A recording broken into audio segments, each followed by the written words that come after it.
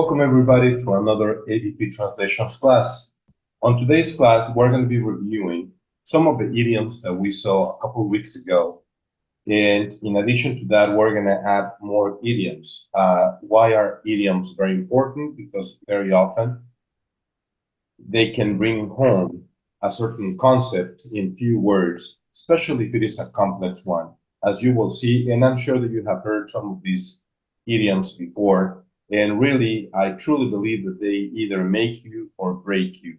Because if you're not able to accurately convey what the idiom means, and hopefully in a very colorful way, the same way that is done in English, or in this case in other languages, then it sounds kind of boring instead of sounding more accurate and more colloquial, because very often that's a situation that we need to confront with, that most people wouldn't speak in proper either English, Russian, Thai, what have you.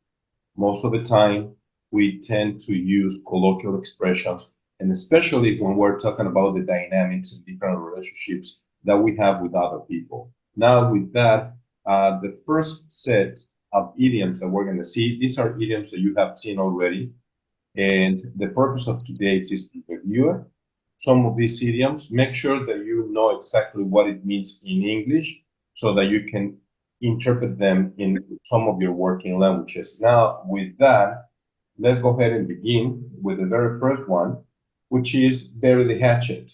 We discussed that on last class. Can somebody tell me, it doesn't really matter who, what does bury the hatchet mean?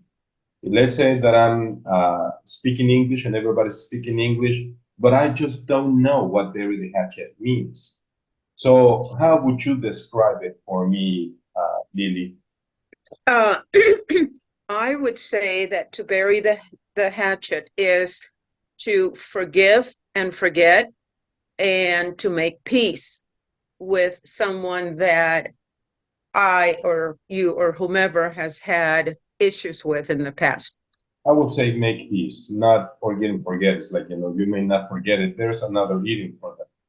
But okay, idioms, they have the tendency of being short phrases. They're called aphorisms. There's like a whole subset of expressions. So they are classified into different categories, but they tend to be like these nuggets of information, and nugget in the actual sense that they are like gold pieces, very small, that they give you a little bit of wisdom, or they bring home a certain concept that we are dealing with.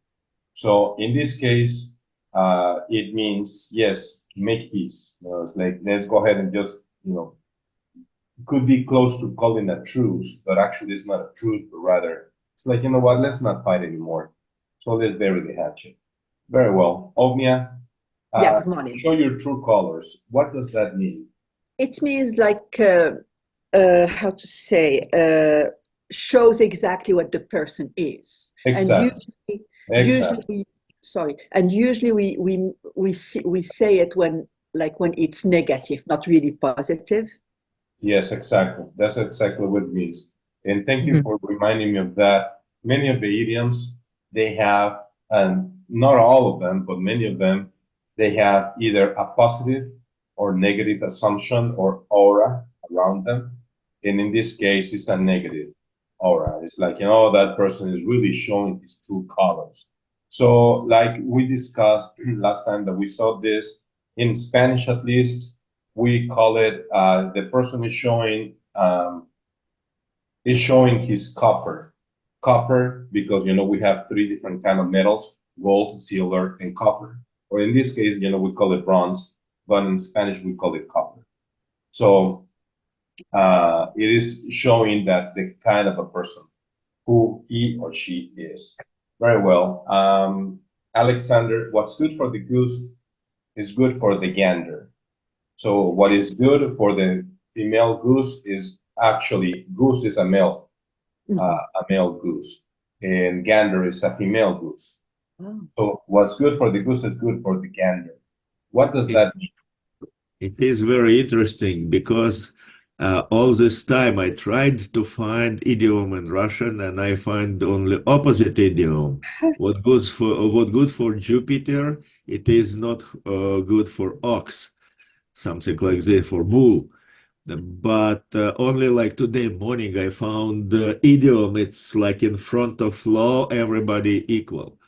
So that's what it means. So it is uh, what go. So it is well, probably. What do you mean? What means this? It is definitely what good for one person. It is not necessary good for another person. No, that's Or, not. or opposite, what good for one person, it good for another person. That Well, everybody, you said a word that it was very important, that everybody has to be treated equal. And that's yes, actually what it means. It's like, oh no, you have to treat everybody the same. It's not that you're going to treat one person better because they're a goose, better than a gander. Or, you know, when you were talking about Jupiter, I think that I had heard that before, and I was trying to remember how I've seen it written. However, I cannot remember right now exactly, but you are right, you know, that it means different concepts. However, in this sense, it means to treat everybody equal.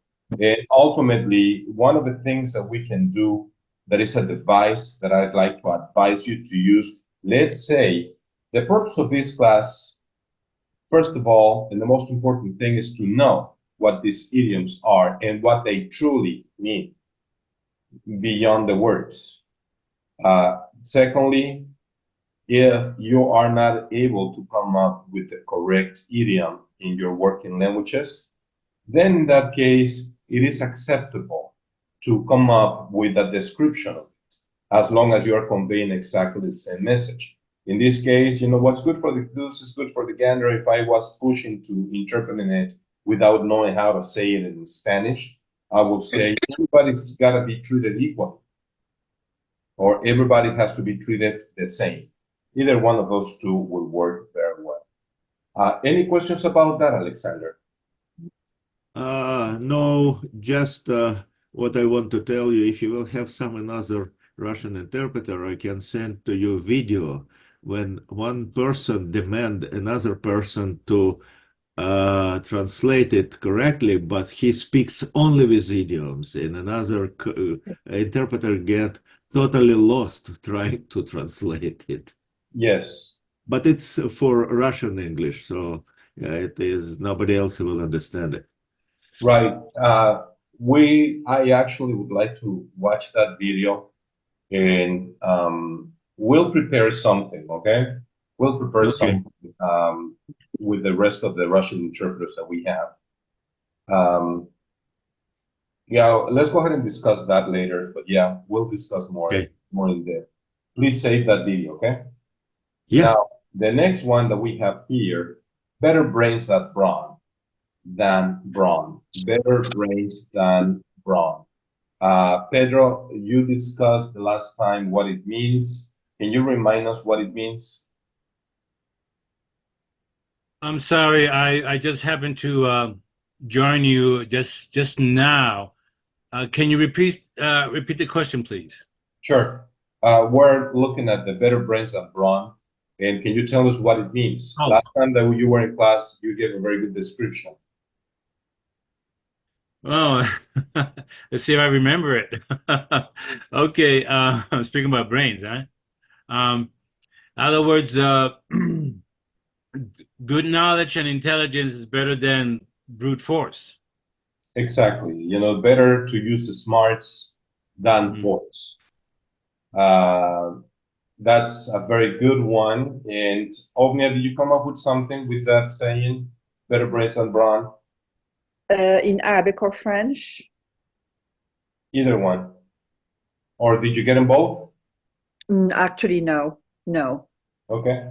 I couldn't find anything that goes with this item. Let me tell you something that is going to happen. Now, what is going to happen is that you're being empowered with the knowledge of what this saying means.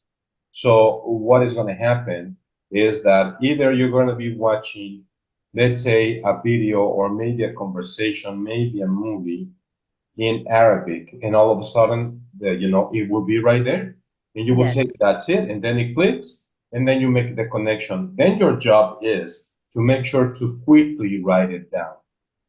Yeah. Write it down so that you can have it with you at all times when you need it. And for the Spanish speakers, Pedro and Lily, do you remember how that is said in Spanish? Sí, más vale maña que fuerza. Exactly. You got it right. Better cunning than force. That's what it means. It's better to use cunning than force. I hope that will help you, Alexander and Novia. Yes. Cunning, it's like Yeah, it is. being, kind of tricky instead of It using is force. very interesting than in Russian idioms. For many cases, it's all of them have opposite, like sarcastic sense. So Oh, yeah. if I will translate it back from Russian, it will be, if you have strengths, you don't need to have brain. Hmm. That's Okay. that's a Russian, but it's sarcastic sound. It Yes, is not exactly. truthful. It is sarcastic. Yeah, that's very interesting. Okay, let's go ahead and move on to the next one. And I believe that is Lily. To tell someone to fly a kite. On the many instances that I have had the opportunity to use that idiom, basically, to me, what it means is that I am trying to get something done, and another individual is either talking or bothering me to the point that is keeping me from accomplishing what I want to get done. So usually I tell that person, why don't you go fly a kite?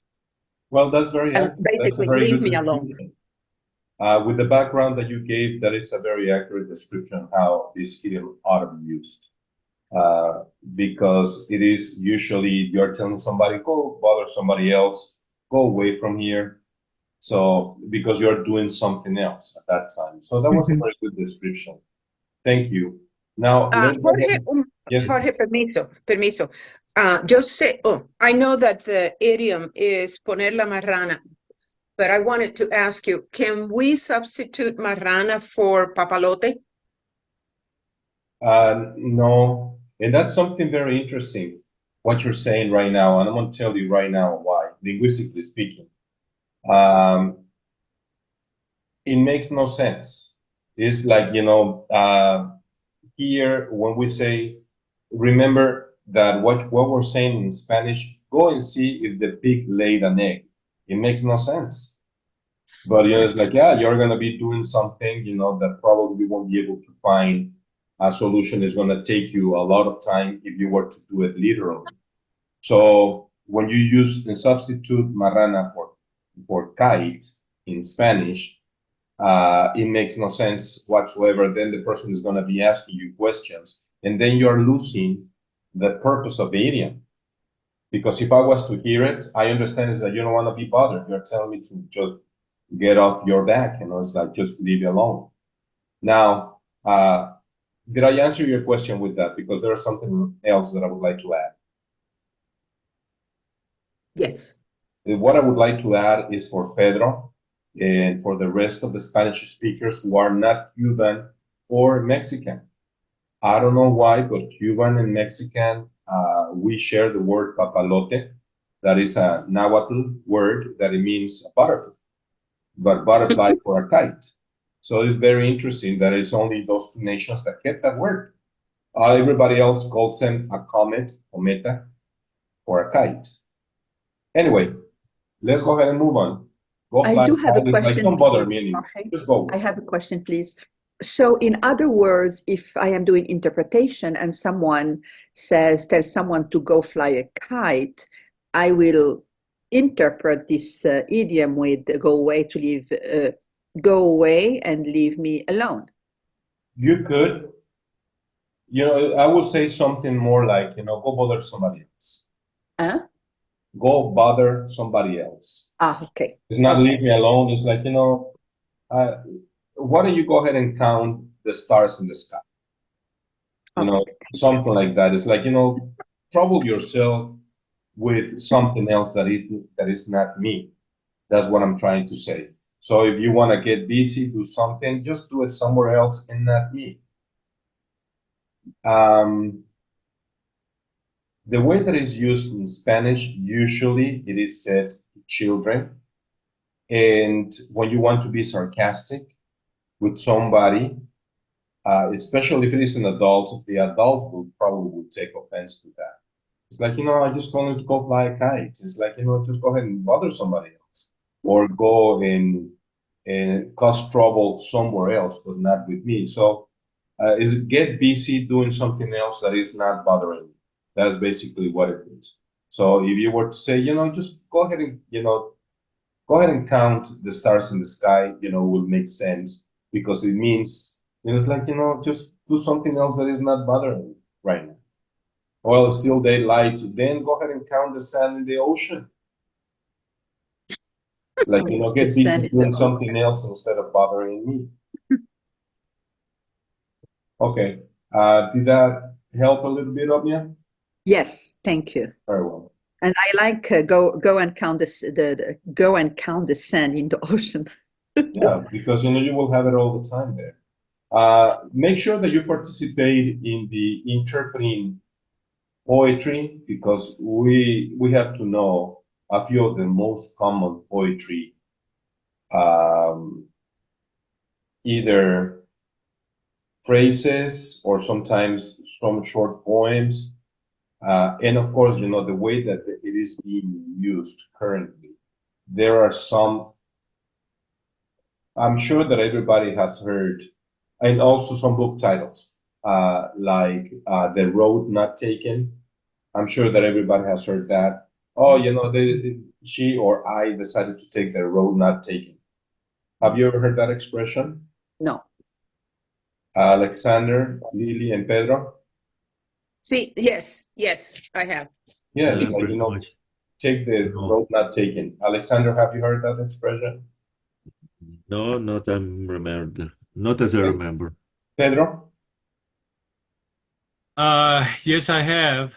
Not Okay. as often, but yes, I have some. It is interesting because basically it is a book, and the concept of the road not taken, it means that, let's say that you want to get and become the president of the United States. And there will be some people that will have like a straight line towards the presidency, but there will be some other people that will probably start working as a fisherman, for instance. There's no connection, with becoming the president. And then later, working on a trash field, maybe, or a recycling plant. And you see it's like there's no connection with any of this, for the purpose of becoming a president. So that's the road not taken. However, in the actual book, I guess that the phrase just caught on, that it sounded very attractive, but the actual book, and this is very ironic, the actual book, it says that it doesn't really matter. Ultimately, two people can reach the same location or the same situation, even if one person went through a lot of struggle and the other person didn't struggle as much.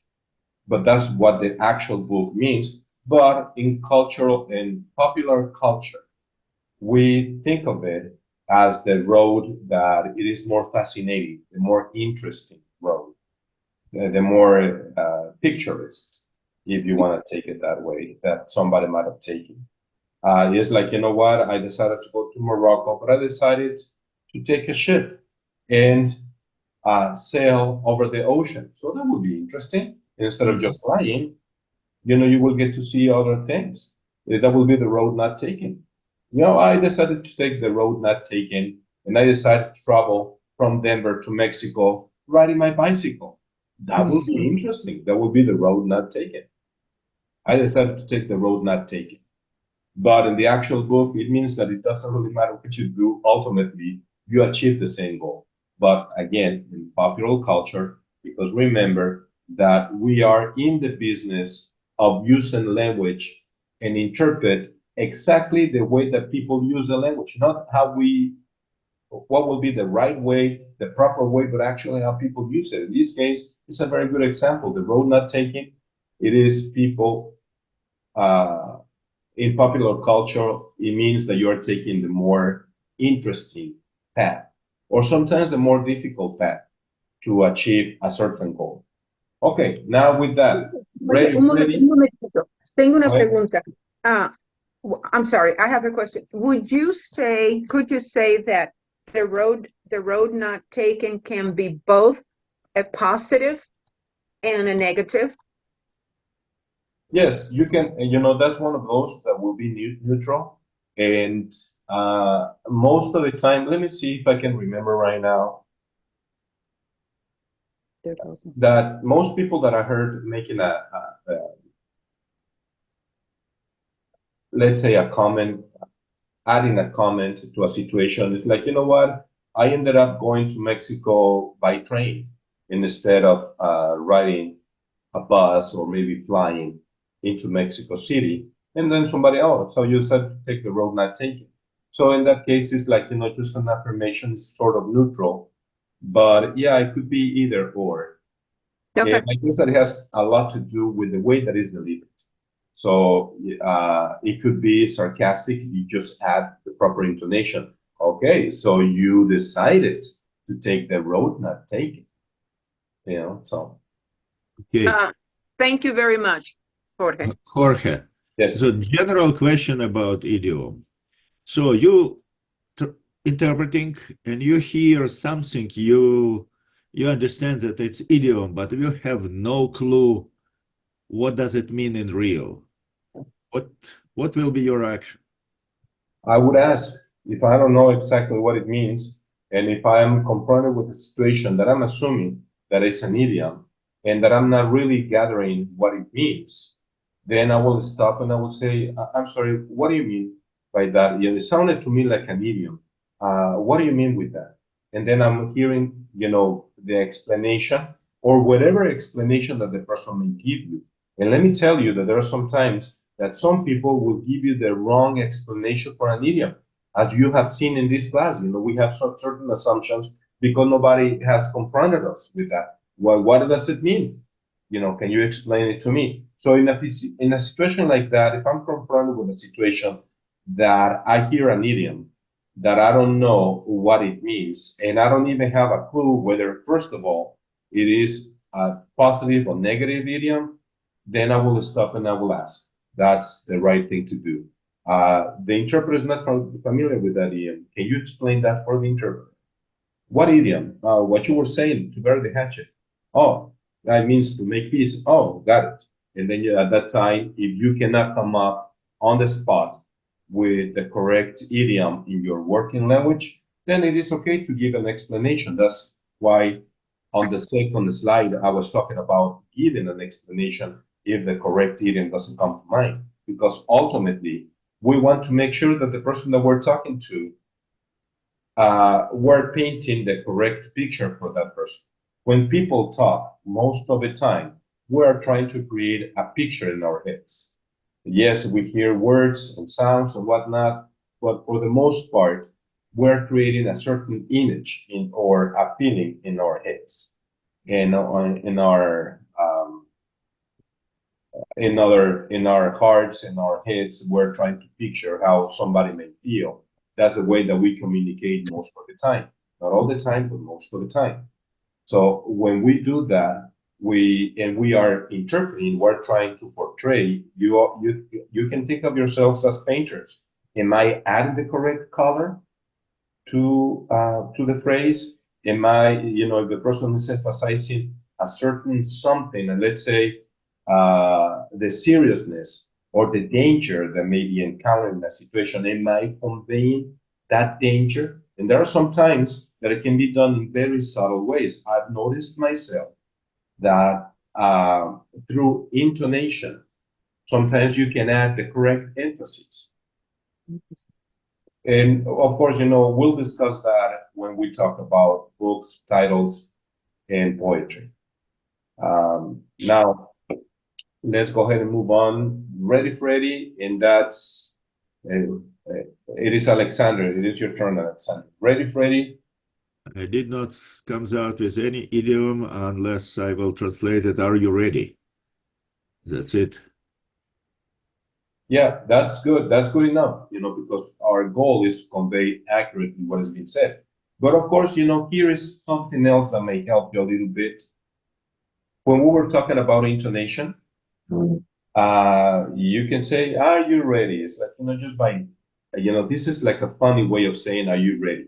Or "Ready, Freddy?"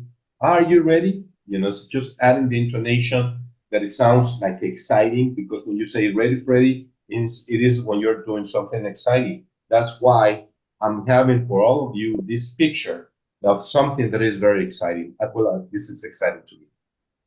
That these guys are gonna be jumping. It is a bungee jump. Have you ever done it? You haven't done it. It's very exciting. So Ready, Freddy, it is kind of positive, It is or positive just and exciting. just ready for something. For example, in Russian there is expression like ready to jump in cold water. So it is little bit not possible, just ready for something unexpected. Yeah, but in this case, it is a positive and exciting thing. Exciting. Okay, So, just and it could be very well, Alexander, you say ready, but with the right intonation. It's like ready, okay. Freddy, and I will interpret ready with that And exciting intonation. And then you will bring it home. You're going to leave me exactly with the same feeling, with the same idea in my head. Any Okay. questions about what it means and how to use it for everybody else? No. And remember, it has to be exciting or funny to a certain degree. Now, the next person that I have is Pedro. Pedro, a little bird told me. That means to me that I heard it from another source. Can I introduce another idiom? Go ahead. Thank you. In the song, I heard it to the grapevine. Yes, both of them, they mean the same thing. Yeah, I heard it through the grapevine. Is like, I heard it in the fields. A little bird told me. It's like, somebody told me, but I don't want to tell you who, because I don't want to get that person in trouble, and it may not be accurate, So in this case, I'm not trying to be indiscreet. I'm trying to be very cautious. And I'm just curious. Can you tell me, can you clarify this? Is it true that you won $100,000? Who told you? Well, a little bird told me. Like, I don't want to tell you who, or my source, but I'm just telling you. Well, I understand that you were pulled over by the police the other day. Who told you? A little, I heard it through the grapevine. Mhm. Grape, as in grapes, the fruit, vine, like in a vineyard. That one is, I think that is very common, and we are going to use it for sure. Now, Ognia, to burn the midnight oil, we get to review that idiom. Can you remind us what it means? It means that you stayed up very late. Yes, Yeah, you stayed up very late to work or to study or. exactly. Doing something important, something that had a deadline. It's not just staying up, but rather you were either working. Very often it means that you were finishing a task. So either school work, or it could be actual work. Very often in my office, we are burning midnight oil because we need to finish some of the translations. Everybody needs their translations and transcriptions yesterday, not even today. So you have to get them done as quickly as possible. So yeah, I had to burn the midnight oil with that translation, meaning I had to work into very late at night in order for me to finish it. That's a very good description of it. Anybody has any comments on that? Saying, I think that we got them all so far very well. I'm very happy. it's probably will be something like work from dawn to dusk, right? Actually, Or no. It means if it was to work from dusk to dawn, yes, because it means to work extra hours. When you're working from dawn to dusk, it means that you are working all day long. In this case, is beyond what you were supposed to be doing. And also because you are meeting a deadline. When you're working from dawn to dusk, it doesn't mean that you are burning the midnight oil. It's like, I was working from dawn to dusk, and then I burned the midnight oil trying to finish this job. That, that will make more sense. So that means that you are working extra in order to meet a deadline. And that's why I asked you to remember when you had to study late at night, one day before the test. I guess that all of us, we had to, at least an opportunity one day to really burn the midnight oil, trying to study as much as possible, cramming as much information as possible in order to take a test the next following day. Okay, let's go ahead and move on. I think that we got it. And if you snooze, you lose. And I'm sorry that I forgot to add the word if. You snooze, you lose. Now, if you snooze, you lose. Lily, Mhm.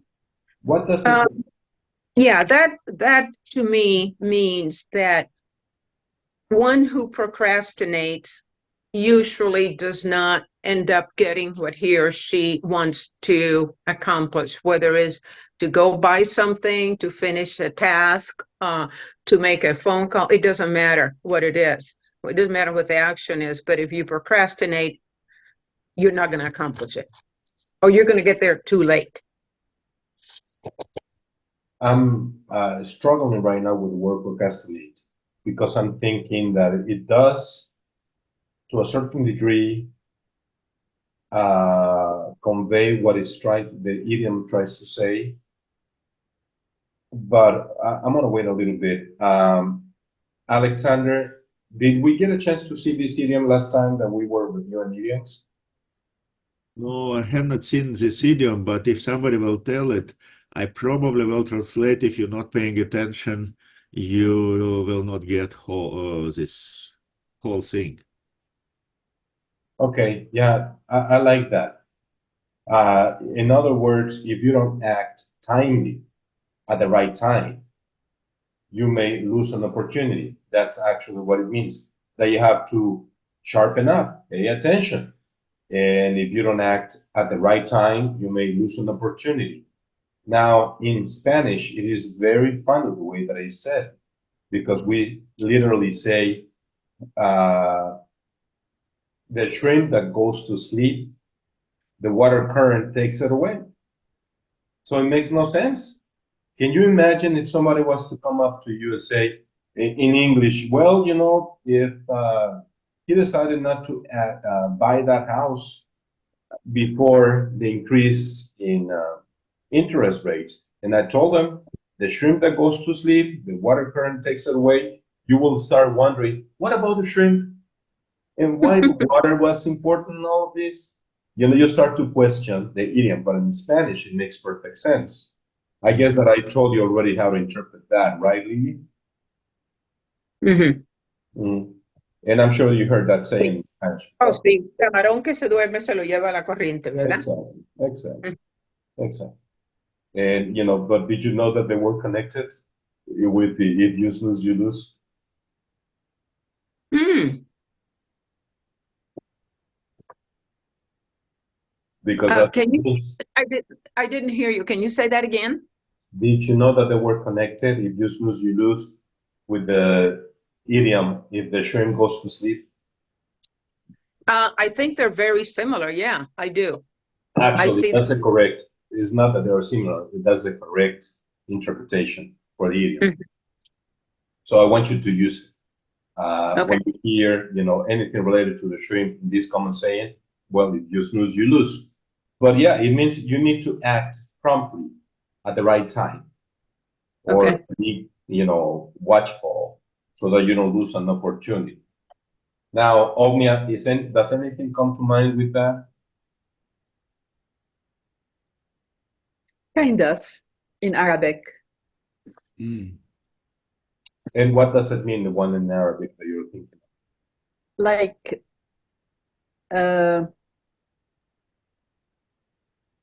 so we say Jma'rask, it means like, hey, like, put yourself together. You I see what need I'm more saying? information. More information. All together. Like if someone is sitting and not like, for example, not focusing, and you know, he's by this behavioral, he's like behind, you will say, if you snooze, you lose. Okay, pretend that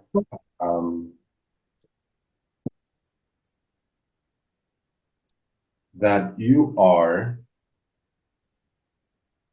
on the street Mm-hmm.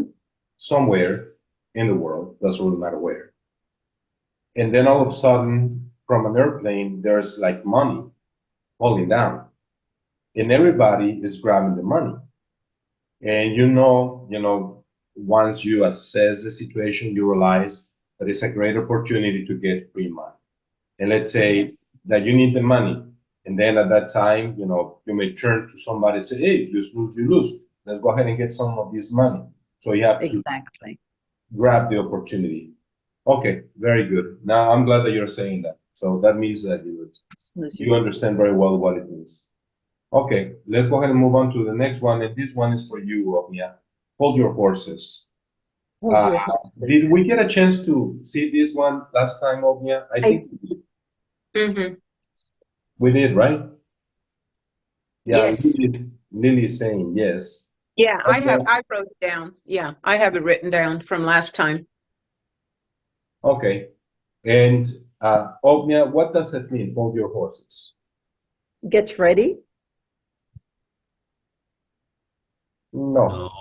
No. It means more like wait. Wait. Yes, like wait. Let's say that you're interpreting, and then, you are simultaneously interpreting. And then let's say that Pedro comes up to you and starts to ask you, Ognia, you want to order lunch for you? Hey, hold your horses. Wait. Because I'm busy. I'm here doing something else. Or you have only one child, Ognia, right? Or you have more than one child? Because I don't Two remember. daughters. Two daughters. That's a very good example. Let's say that your two daughters come up to you and that they are asking you two different things. Then you can tell me, hold your horses one at a time. Go ahead. You talk to one and then to the other one. Let's pretend that you are trying to order food at a restaurant, but not at a table, but rather, let's say let's say chipotles, but everybody, instead of making a line, everybody goes straight for one person. There's like about 10 people. Then the server, the person there serving food, would say, hey, hold your horses one at a time. Let's go ahead and start with this person. And that's what it means. It's like, wait. That's exactly what it means. Hold your horses is a way of saying it's like, wait. And you can just say, wait, that will make perfect sense. Now, does anything come to mind, Ognia, with that saying? I would just say wait. Okay, Pedro? I would say simmer down. I don't like that one because it means, Okay. wait a little bit. In this case, simmer down is like, you're upset, take it easy. In this case, it means just wait, better, wait. Okay. It means when you say simmer down, it means you calm down. When you say hold your horses, I cannot take all of this information at the same time. Just give me a break, one at a time. And Alexander, anything comes to mind with that? I will translate it word by word because it's absolutely the same idiom in Russian. Just hold Oh it. my God. Wow, Yeah, word let by me word. tell you one thing that it may help you, Ognia, but I will say it in 1 second. Lily, anything comes to mind with that? Yes, I was going to ask you, Jorge, can we use relax? No, because I'm saying that you are too excited when you say relax. Hey, relax. It's like you're too, and I'm not trying to say that. I'm actually showing the mirror against me. It's like, I'm having a hard time gathering all of this information. And I was going to say something about that of course, cars are more commonplace now than horses. You can say, hey, stop, pump your brakes in your car, stop your car. And, it gives you the same idea. It's like, hey, stop your car, para tu coche. Okay. But you're not trying to cool that person off. You are trying to say, it's like, hey, I'm having too much information right now. Mhm. Okay. Okay. Now, that may work in French. That's what I'm thinking. What do you think of me? Like, stop your car. Give me a second. We don't say arrête ta voiture. Then I'm saying that, might work. Hein? Not that it's a correct one, but it might work. Ah, okay, okay. Mm. Okay, now let's go ahead and move on to the next one. Hold your horses. That was the last one. The next one, I need to give an explanation, and I'm sure that you're going to enjoy it. And this is a tricky one, okay, for everybody. And it's a very old one. So please go ahead and write it down, okay? The next one is hanging over your head.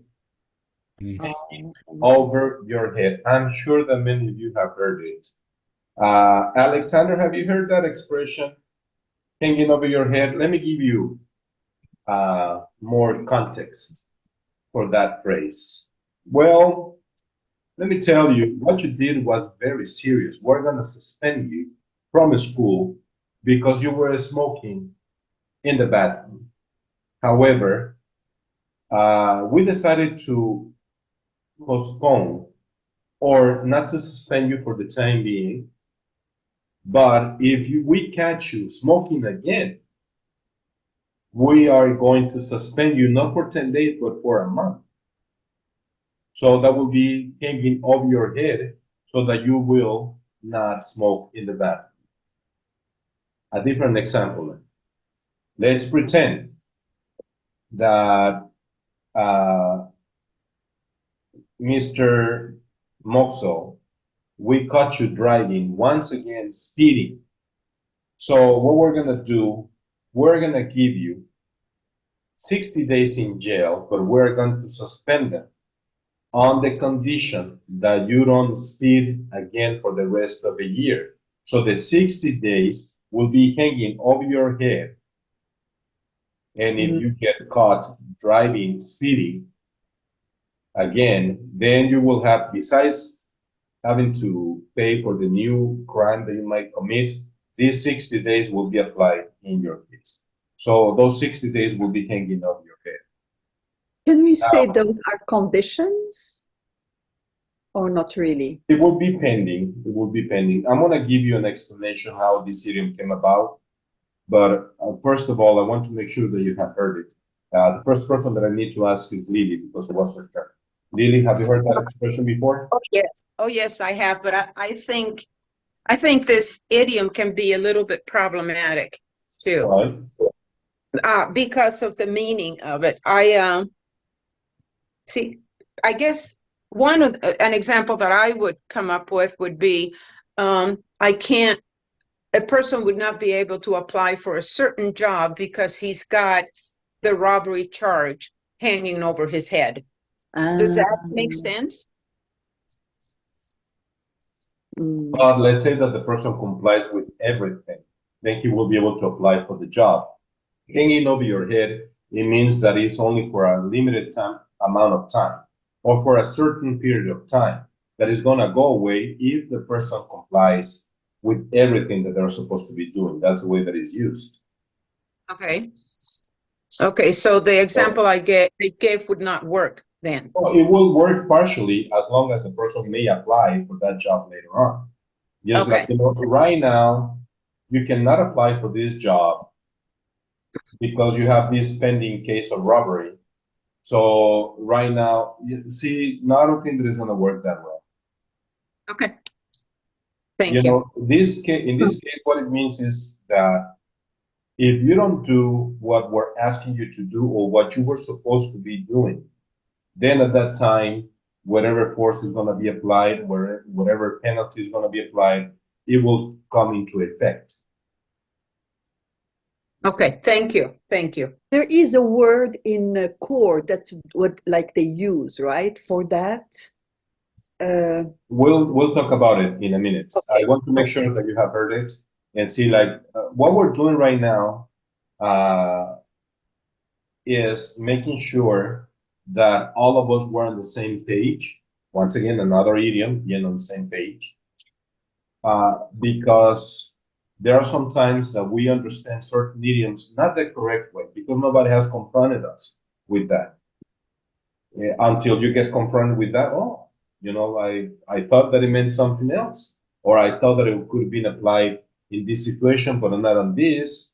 So we are sort of right now figuring out what it means. I want to make Sorry, sure yeah. that all Sorry, of us know. Jorge. This is not like referred judgment, for example. No, it has No. nothing to do. Okay, okay. No. No, although it can be applied in a deferred judgment. So yeah, we'll talk about that. We're going to start some legal classes so that you know after this class. Pedro, have you heard that expression before? Thinking over your head? Yes, I have many times in both my military and legal careers. Yes, I have. Okay. And do you agree with my explanation of what it means? Yes, I do. What basically excuse me, let me get my thoughts here. Basically, is that the affected individual actually will confront a particular negative situation if that individual does not comply with the requirements established by military, well, in this case, military regulation or law, or within the law itself, as is practiced here in the United States. Yes. Okay. Melissa, have you heard that expression before? Hi, yes, yes, I have. Mhm. Okay, very well. Let me give you a little bit of a story. Do you, Melissa, before we move on, do you agree with the way that we have used it, or have you heard it in a different context? No, yes, yeah, I do agree. It's a consequence. It's like it's pending just in case that the person doesn't comply. Exactly. Well, Mm-hmm. now I'm gonna tell you where it comes from. This is a very common saying. There was a king in Greece, who was called Damocles. Let me go ahead and write it down for all of you. Not that you care that much, but you know, Damocles. And Damocles, he was told by one of his servants, you know, man, you have it made because, you know, you are the king. You don't have to worry about anything. If you need something, all you have to do is ask for it and you will get it. I will kill somebody just to have the chance to be like you. I mean, it must be great. You must be so happy every single day just by being the king. And then Damocles said, well, you want to know how it feels like to be the actual king of this empire?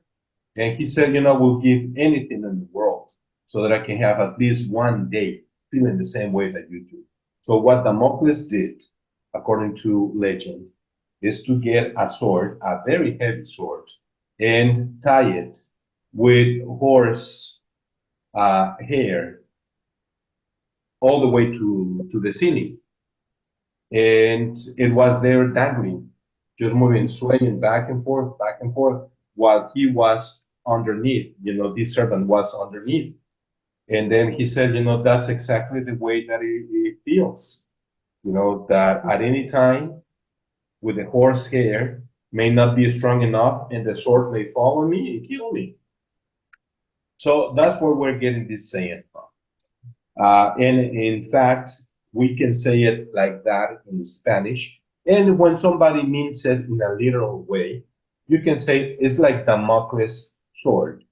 That's exactly what it means. It's like Damocles sword. However, as in popular culture, what it means is that something is pending.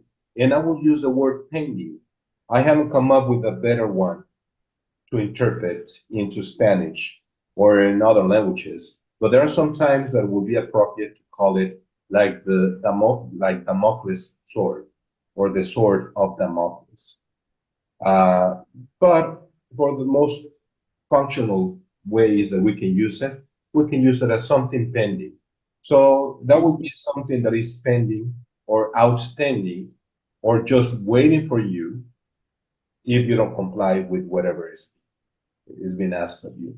So the 60 days will be hanging over your head unless you comply with everything else that we ask you to do.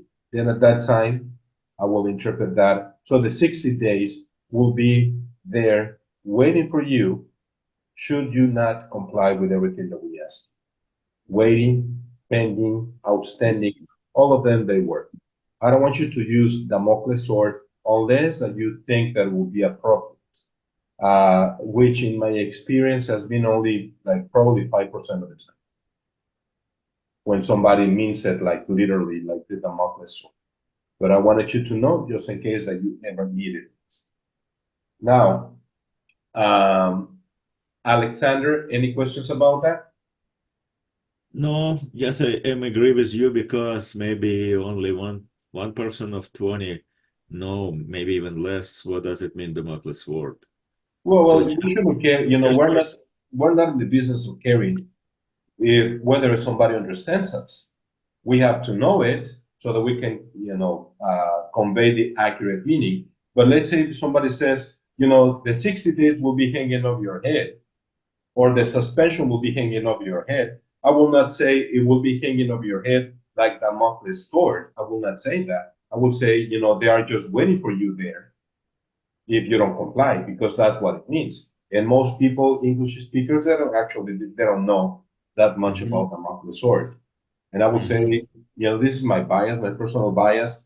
I would say 1 or 2% of the population in But only English speakers. no, not English, because it is legend known in Russia, but only for literate people. But what can I just translate it in just hanging on the hair? If you No. want to, if you think that it will be appropriate, but I will much rather have you say just waiting for you. Okay. It will be just waiting for you. It's like being ready. It's like, those days are there, just waiting for you. Okay. That's the way that I will interpret that in Spanish. But what I was saying is that if somebody uses that phrase in a more cultural literature sort of phrase, then you are empowered right now of knowing that is the sword of Damocles. Anyway, Ognia, does anything come to mind with that? It No. makes sense just waiting for you, right? Yes. Yes. It's like being a cat, like, or maybe a tiger, like ready to attack you, if you don't do what you're supposed to be doing. Melissa, do you agree with that?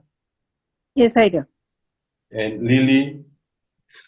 Yes, and I guess I understand it as just pending compliance.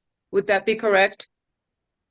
I would say, just yes. I mean, that is the sense that is given with this. But I want to make sure that at the time that you interpret, it's like hanging over your head. The 60 days are hanging over your head. It's like the 60 days will be waiting for you. And Okay. did you notice what I just did? I just added more emphasis to make it more dramatic. And the 60 days will be waiting for you. And then, with that, you're accurately conveying the meaning of the saying. It's like, and then when I'm hearing that, it's like, oh, I better do this. Otherwise, I know what are the consequences are. Okay. Pedro, any questions about that?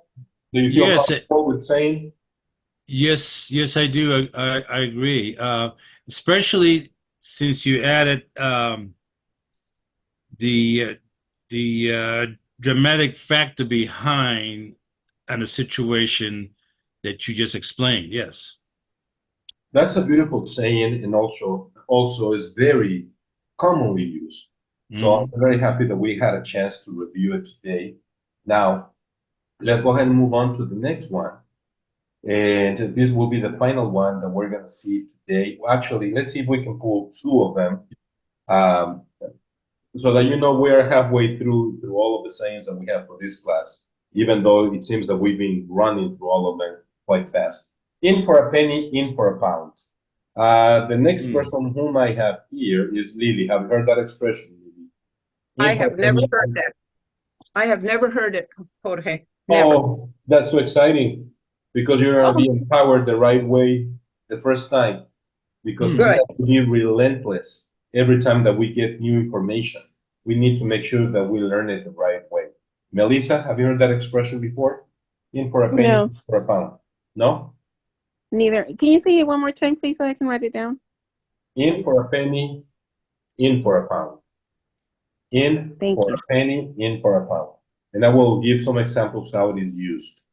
Pedro, you're the next person that appears on my screen. Have you heard that expression before? In for a penny, in for a pound? Like Lily and Melissa, no. The first time Really? in my life I heard about it. It's going to be like your gypsy curse. You're going to hear it now from now on everywhere. Okay. Alexander, you're the next person on my screen. Have you heard that expression before? In for a penny, in for a pound. No, but I probably will not get lost if I will hear it. I probably will translate. If you ready work for penny, you're ready to receive pound. Something like this. I will translate. We'll talk about it in a minute. Okay. No, What it never means. heard it. Never Because heard it. remember Yes, that I remember. we remember that we don't have to take it literally. And Omnia, have you heard that expression before? No. You are in Ever. for a penny, in for a pound. That's great. Now let me give you some examples of how it is used so that we can be empowered the proper way.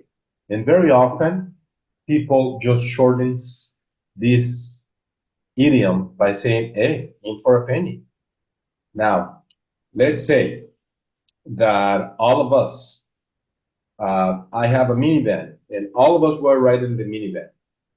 And let's say that Pedro is driving. The minivan is mine, okay? And we're going to a location that Omnia picked for all of us. It's like, and Alexander made the reservation to this restaurant. So far, we have Lily and Melissa that have nothing to do. They are just coming along. Does everybody agree with that? Okay. Now, Okay. let's say that we get pulled over. Yeah, because Pedro, let's say that didn't use the turning signal, and we get pulled over, and then lo and behold, they find 1 pound of cocaine in the trunk of the car, in the trunk of the minivan. Now, when that happened, then everybody will be charged with possession of drugs. And of course, Lily and Melissa would like to strangle Pedro. Why did you have that, found? What would Pedro say? It's like, that, the minivan is not even mine, it's Jorge's. And I would say, I didn't know that it was there. However, at the time that everybody gets arrested, then what the officers will say is like, everybody's in possession of that pound of cocaine. So, but, of course, Melissa will rightly say, I didn't know anything about that. And Lily, I was just coming along because Melissa told me that we're going to have dinner at this location that I didn't know. Hey, in for a penny, in for a pound. Now, let's have a different situation. So sorry, Jorge, who will say in for a penny, in for a pound? Is it the officer? Yes. Okay. Okay. Now, let's say that, and this is something that is going to happen to all of us. What I mean is that we're going to encounter this situation for interpreting. Let's say, let me try to think about last time that I interpreted that thing. I can see the guy. I'm trying to remember what he did. Yep. he was the runner for a drug cartel. What it means that he was in Colorado. There was a house that is called the stash house where they keep all the drugs, but it was a different house. And this guy will call somebody and would say, you know what, I have a client right here. He wants to have some drugs. Okay, how much? Let's say $50, just to say a number. $50. Okay, go ahead and go with Pedro and tell him that you need $50 of drugs. Hey, Pedro, I need $50 of drugs. Okay, let me go ahead and call Omnia. And Omnia, can you get us that? Sure. That's in Melissa's house. Very well.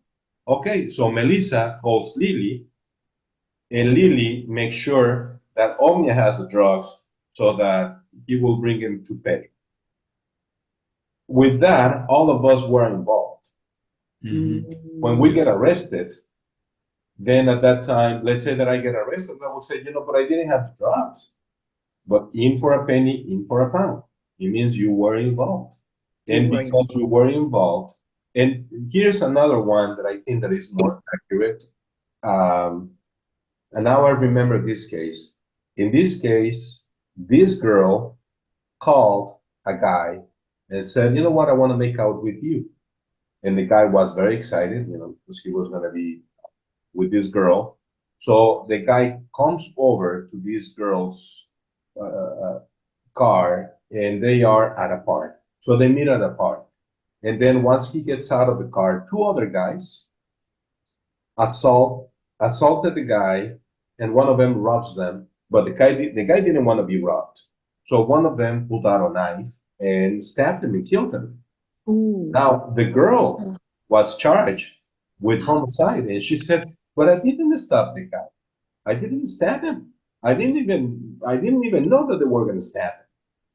And it was like somebody else who did it.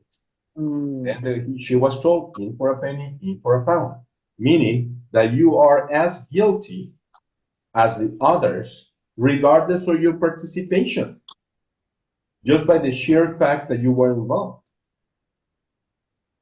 Jorge, excuse me. So are you basically explaining an accomplice? Does this idiom, I guess I'm not making myself clear. Does this, You are. do you understand what I'm trying to say? So we're talking, so basically this says you're an accomplice. I mean, you might have just brought a glass of water, but that glass of water was poison and killed the guy. So you are in for a penny, in for a pound. You're an accomplice in the murder. Whoever put the poison in the water, even though all you did was give the glass to him. It could be even like this. Let's say that is not even you, the person who brought the poisoned water. It was somebody else. But by the fact that you were there in a certain way participating, Okay. you are as guilty of that. So like this girl, she said, it's like, didn't stab the guy. I didn't even touch him. And I think that I have a picture of her face somewhere because it wasn't the news. It wasn't something new. When she was told, it's like, well, you're charged with homicide. It's like, that didn't make sense. It's like, I didn't stab the guy. And very often, that's what happened with many of the cases that we get involved with, especially with conspiracies, because they say it's like, but I didn't do the actual thing. As all of you know, we have many cases right now in the state of Colorado with people robbing cars. And very often what happens is that some of the towing companies get involved, and it's like, well, you are charged with robbing cars. I didn't rob the car. Yes, I have a yard, and in my yard, the car was kept, but I didn't know that it was robbed. I didn't know that it was stolen. I didn't know that it was hijacked, but you're in for a penny, in for a pound. Now, for my Spanish speakers, I'm going to tell you how to interpret it, and I'm going to interpret it literally in English, and I guess that it will make a certain degree of sense, okay? In Spanish, what we say, it is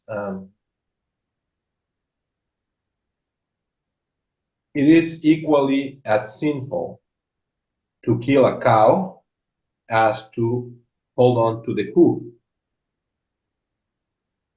It is equally as sinful to kill a cow as the one who's holding down the hoof. I will say in Spanish, and please write it down, tanto peca el que mata la vaca como el que le agarra la pata. And when you say that, it brings it home and it makes sense. I want you to think, what would be a common saying? It's like, you know what, it doesn't really matter your degree of participation, you were involved in all of this. When people say that when people hear that common saying in Spanish, they understand what it means. You know, it's in for a penny, in for a pound. Now, something important that I need to tell you, that is not necessarily in every single situation. When they are trying to talk about a conspiracy, yes, it does apply. But there's another way of this saying the way that is used. Are you ready? Mm-hmm. Yes. The other way that is used is that, let's say that, yeah, this is a very good example. Let's say that I have an attorney and no, let's say that Alexander, you are a mechanic, okay, Alexander? Okay. And then I hire you, and when I hire you, I ask you, you know, how much are you going to charge me? You say, well, $200 an hour, you know, for my service. And let's say that eventually you agree with me that you're going to charge me only $10 an hour instead of $200. So you start working for me, working on my car, and there's a problem with the car. It's like, you know, I only charge you $10. Hey, man, you know, in for a penny, in for a pound, meaning that you have to do your best and comply with what you were supposed to be doing. That's another way that is used. It's like, you know, once you commit to something, you have to do your best as if you were paid full fare. Let's say, and this happens very often when people fly, some people pay like $600 for one seat, and other people may pay $100. But you are in for a penny, in for a pound. You will enjoy exactly the same privileges as somebody who's paying 600 as the one that is paying 100, or maybe even less. Hey, in for a penny, in for a pound. But Jorge, yes, Jorge, can you please repeat the way you translated it a little bit ago in Spanish? tanto peca, I'll go ahead and type it for you. Tanto peca el que mata la vaca como el que le agarra la pata. And the nice thing is that it rhymes. Peca.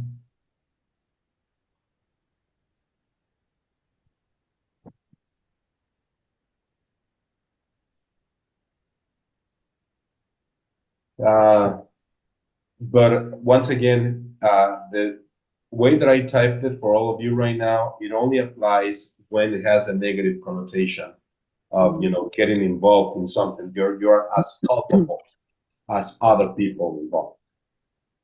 Okay, very well. Ognia, any questions about that? No. Mm-mm. Alexander, any questions about that? Well, I have one kind of Russian idiom, and tell me if it is correct. I will do backward. It's called a mirror translation. A mirror translation. Go ahead. Yes, if you like to ride, you should like to carry sleds. What? If you like to ride, You should like to carry sleds. interesting. I need to think a little bit about it, and I will let you know. Okay? But so Well, far, it sounds good to me. Oh, huh? It sounds good to me. I'd like to think Okay. about it, but you know, so far it sounds good to me. Also, I will really appreciate if you, for this expression, you will tell it like with this idiom, you will tell it with with your own words, how you will, you hear it and you need to translate it into English, how you will translate it. Can you give this translation into English? Give a In for penny, translation. in for pound. How you will say it in English without without Oh, idiom. paraphrase it. Yeah, the way to paraphrase it, Yeah. I would say you're as culpable of what somebody else does if you are involved. Can you repeat that, please? You will be can you as write it down? culpable. I can You type it for you, Omnia. Give Yes, me 1 please. second. Thank you. Okay, type it, please. The description is, and of course, remember that we have different ways of saying in for a penny, in for a pound. So, but in the sense that it is used legally most of the time, it means that you're as culpable for doing the deed as or doing the act.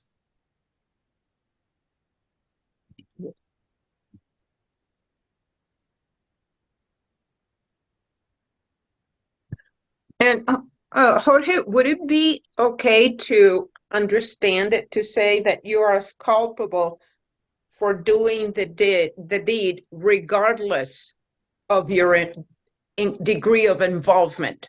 Yes, that's what it means. Okay.